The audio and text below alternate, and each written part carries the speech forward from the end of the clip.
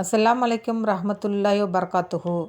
ஒவ்வொரு காரியமும் விதியில் எழுதப்பட்டு விட்டது.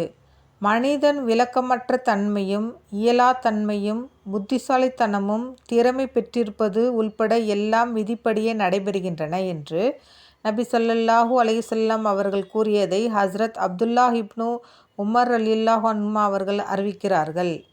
விதியில் எழுதப்பட்ட தேவைகள் முழுமையாக தனக்கு கிடைக்காதவரை எந்த ஒரு ஆத்மாவும் மரணமடையாது. எனவே அல்லாஹு தாலாவை பயந்து கொள்ளுங்கள்.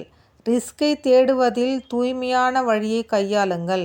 ரிஸ்க் கிடைக்க தாமதம் ஆவது ரிஸ்கை தேடுவதில் அல்லாஹு தாலாவுக்கு மாறு செய்யும்படி உங்களை தூண்டிவிட வேண்டாம்.